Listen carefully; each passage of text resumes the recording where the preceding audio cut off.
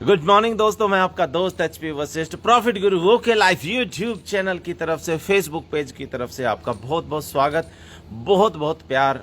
आप खूब आनंद में रहे, ऐसी उम्मीद के साथ आज का व्लॉग शुरू करते हैं।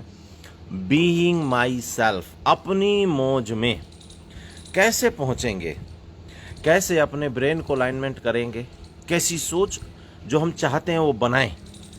बनाना तो बहुत कुछ चाहते हैं, बनता नहीं है, और बनता नहीं है तो एक ही बात बोलते हैं, जैसी हरी इच्छा, जैसी अल्लाह की इच्छा, जैसी वाहिगुरु की इच्छा, जैसी जीसस की इच्छा, जैसी बुद्ध की इच्छा, जैसी जैन की इच्छा, जैसी जिसकी इच्छा, यानी जैसी परमात्मा की इच्छा।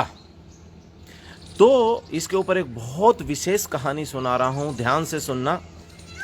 और आपको जय हो, हमारे मयूर भी कह रहे बोलो बोलो, हम भी सुन रहे हैं, तो ध्यान से सुनना।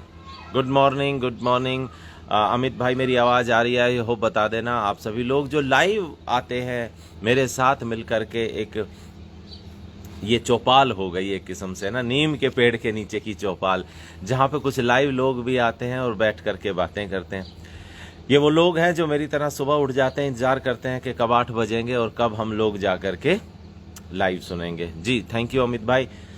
तो एक ऋषि महाराज थे और वो जंगल में जा रहे थे, तो उन्होंने देखा एक लोमड़ी जिसके पैर कटे पड़े हैं और वो जो है पड़ी हुई। लेकिन आश्चर्य की बात ये कि वो पैर कटे होने के बावजूद भी स्वस्थ थी, फिट थी। और ऋषि को बड़ा आश्चर्य आया कि यार ये फिट कैसे। इसी समय में चारों तरफ पशु पक्षियों की शोर शराबा हो गया, तो उन्हों को लगा भाई शायद कोई शेर वगैरह आ गया है, तो वो फट से पेड़ पे चढ़ जाता है। पेड़ पे चढ़ता है तो शेर जो है वो एक हिरण का शिकार करके ला रहा है, और हिरण का शिकार उसके सामने डाल देता है, लोमड़ी के सामने। शेर को बड़ा, ऋषि को बड़ा आश्चर्य हुआ, यार ये क्या हो रहा है। शेर जो सबका शिकार करता है, वो एक लोमड़ी जिसके पैर कटे हैं उसको खाना खिला रहा है, बड़ी अजीब बात। उसने कहा जरूर जरा मैं देखता हूं कि ये मामला क्या है, कहीं ऐसा तो नहीं है इसे मोटा करके खाने के बारे में सोच रहा है। तो वो 2-3 दिन तक वहीं रहा। ऋषि था, महाराज था, तो कोई फर्क तो उसे पड़ता नहीं था। आदत उसने अपनी सुधार रखी थी, है ना, आदत तेरी सुधार ले बस, हो गया भजन। तो आदत सुधार रखी थी उसने और रहता था, thank you for your love. तो उसने 2-3 दिन देखा, रोज यही किस्सा होता, रोज यही किस्सा होता, शेर शिकार करके लाता और उसे खिलाता। तो उसने कहा ये तो परमेश्वर यहाँ धरती पे हैं और सच में हैं, और जिसको पेट दिया है उसको जरूर से जरूर परमेश्वर खाना देते हैं, और जो उसके नाम के आश्रित रहता है वो जरूर से जरूर सफल होता है। तो उस ऋषि ने क्या किया साहब, वो थोड़ी सी दूर जा करके एक पेड़ के नीचे बैठ जाता है। जय हो महाराज। पेड़ के नीचे बैठ जाता है, मजा आ रहा महाराज से हो। तो मयूरा आनंद देता है मुझे जब वो जो आशीर्वाद देता है ना। तो बैठ जाता है, साधु महाराज ध्यान लगाता है। 1 दिन बीता, 2 दिन बीता, 3 दिन बीता, बीतता रहा। और थोड़े दिन के बाद में, गुड मॉर्निंग राधे श्याम जी, थोड़े दिन के बाद में उसकी हालत पतली हो जाती है। शरीर तो शरीर है, भोजन तो मांगता है, पानी तो मांगता है। ऋषि था, इतने दिन चल गया, लेकिन धीरे धीरे धीरे जब वो मरणासन्न होने लग जाता है, तब वहां से कुछ और ऋषियों की जो है टीम जा रही थी।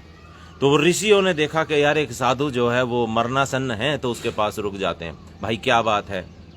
तो वो अपनी पूरी कहानी सुनाता है कि ऐसे मैंने बिना हाथ पैर की एक लोमड़ी देखी, शेर जो है जो सबको खाता है वो उसे खाना खिला रहा है, तो मेरे को सिद्ध हो गया कि परमेश्वर है, जिसे चोंच दी है उसे चुगा भी देंगे। और इसलिए मैं इतने महीनों से जो है तपस्या कर रहा हूँ, आज मैं मरणासन्न हूँ।